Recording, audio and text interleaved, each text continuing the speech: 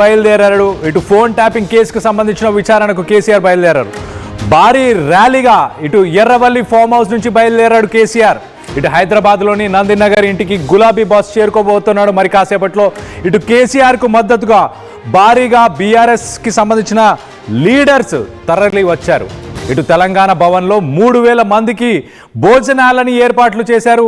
విచారణ టైంలో మరి నందినగర్లోనే ఇటు కేటీఆర్ కూడా ఉండబోతున్నాడు. తెలంగాణ భవన్లో ప్రస్తుతానికి పరిస్థితిని సమీక్షించున్న హరీష్ రావు అలాగే పార్టీకి సంబంధించిన సీనియర్లు కేసీఆర్ సిట్ విచారణపై రాష్ట్ర వ్యాప్తంగా ఇటు బీఆర్ఎస్ నిరసనలు చేపట్టబోతుంది.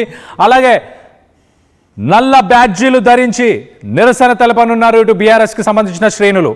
మధ్యాహ్నం 3 గంటలకు ఇటు కేసీఆర్ సిట్ అధికారులతో విచారణకు సంబంధించిన భేటీలో కూర్చోబోతున్నారు. ఇటు ఫోన్ ట్యాపింగ్ కేసులో కేసీఆర్ను ప్రశ్నించనున్నారు సిట్ అధికారులు.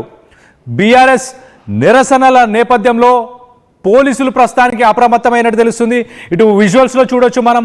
ఇటు కేసీఆర్ ఎర్రవల్లి ఫామ్ హౌస్ నుంచి బయలుదేరి మరి కాసేపట్లో మరి ఇటు నందినగర్కి చేరుకోబోతున్నారు. మరి ఒక పక్కన ఇటు బీఆర్ఎస్కి సంబంధించిన పార్టీ ఆఫీసులో ప్రస్తుతానికి 3000కు పైగా అక్కడ భోజనాలు ఏర్పాటు చేశారంటే భారీ ఎత్తున బీఆర్ఎస్కి సంబంధించిన శ్రేణులు అక్కడికి చేరుకోబోతున్నట్టు తెలుస్తుంది. ఇటు ఎర్రవల్లి ఫామ్ హౌస్కి సంబంధించిన విజువల్స్ మనం చూస్తున్నాం. ప్రస్తుతానికి దీనికి సంబంధించి మరింత అప్డేట్ తీసుకునే ప్రయత్నం చేద్దాం. మా ప్రతినిధి నిర్మల ఉన్నారు. నిర్మలతో మాట్లాడి తెలుసుకునే ప్రయత్నం చేద్దాం.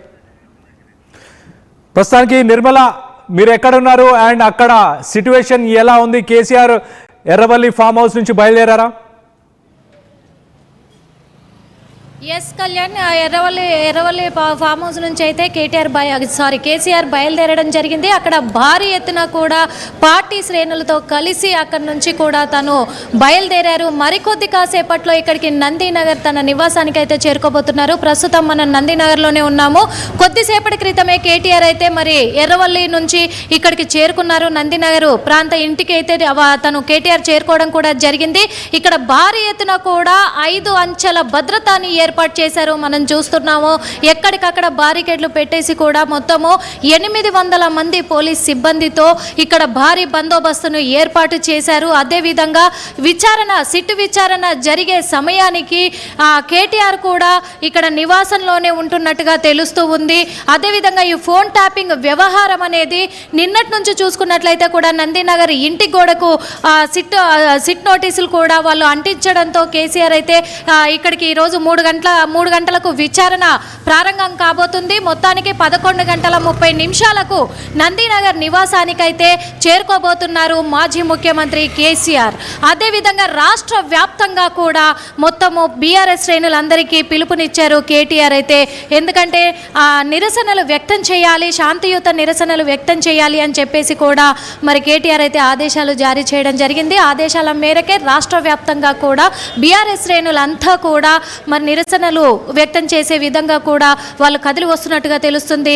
బ్లాక్ కార్డులను కూడా వాళ్ళు బ్లాక్ బ్యానర్ క్లాత్లను యూజ్ చేసే వాళ్ళు నిరసన వ్యక్తం చేయాలి అని చెప్పేసి ఆదేశాలు జారీ చేసినప్పటికీ మరి హరీష్ రావు విషయానికి వస్తే కూడా బీఆర్ఎస్ భవన్ నుంచే ఆయన మొత్తం కూడా సమీక్షించనున్నారు విచారణ అనేది కూడా తెలుస్తూ ఉంది మీడియా ఛానళ్ళ ద్వారా కూడా. అదేవిధంగా మరి బీఆర్ఎస్ భవన్లో దాదాపు 3000 మందికి పైగా మొత్తానికి భోజనాలు కూడా అక్కడ ఏర్పాటు చేసినట్టుగా తెలుస్తుంది. హైదరాబాద్ నగర వ్యాప్తంగా మాత్రము మొత్తం బీఆర్ఎస్ శ్రేణులందరూ కూడా నిరసన వ్యక్తం చేయాలి, కానీ ఎలాంటి అవాంఛనీయ పరిస్థితులు ఏర్పడొద్దు, లా అండ్ ఆర్డర్కి ఇబ్బంది పెట్టొద్దు, అందుకే వాళ్ళు శాంతియుత నిరసన తెలియచేయాలి అని చెప్పేసి కూడా కేసీఆర్ కూడా ఆదేశాలు జారీ చేయడం జరిగింది.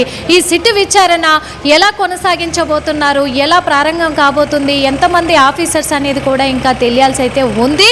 ప్రస్తుతానికి పరిస్థితి మాత్రం ఎక్కడికక్కడ కూడా ట్రాఫిక్ ఆంక్షలు కూడా ట్రాఫిక్కి ఎలాంటి ఇబ్బంది కలగకుండా ట్రాఫిక్ సిబ్బందిని కూడా ఏర్పాటు చేసి మొత్తము ఆ నందీనగర్ బస్ స్టాప్ నుంచి కూడా 5-6 ప్రాంతాలలో మొత్తం ట్రాఫిక్ మళ్లింపు చర్యలు కూడా చేపడుతూ ఉన్నారు తెలుస్తూ ఉంది ఇక్కడ. ఎందుకంటే కేసీఆర్ ఇంటి ప్రాంగణంలో కూడా మొత్తం ట్రాఫిక్ ఆంక్షలు అయితే విధించారు. ఇక్కడ ప్రజలు కూడా అంటే మెయిన్గా ముఖ్యమైన వెహికల్స్ మాత్రమే అలో అవుతున్నాయి, అన్ని వెహికల్స్ని ఇక్కడ అలో చేయట్లేదు. అలాగే ఇక్కడ షాప్స్ చాలా ఉన్నాయి, మనం చూస్తున్నాము. ఇక్కడ వాళ్ళు డైలీ కూడా వాళ్ళు ఉపాధి కలిగించుకునే షాప్స్ అన్ని కూడా ఈరోజు మ్యాక్సిమం క్లోజ్ చేయించారు ఇక్కడ. ఎందుకంటే ప్రజలు క్రౌడ్ ఇక్కడ పెరగడం వల్ల ఇక్కడ ఇబ్బంది కలుగుతుంది అని చెప్పేసి కూడా తెలుస్తుంది. జూబ్లీ హిల్స్ డీసీపీ కూడా ఇక్కడికి చేరుకోవడం జరిగింది. అలాగే చాలామంది ఒక్కొక్కరుగా పోలీస్ సిబ్బంది ఇక్కడికి చేరుకుంటున్నారు, సిట్ అధికారులు చేరుకుంటున్నారు. మరి సజ్జనార్ చేరుకుంటున్నారా? సజ్జనార్ నేతృత్వంలోనే ఇప్పుడు విచారణ జరగబోతుంది అని తెలుస్తూ ఉంది.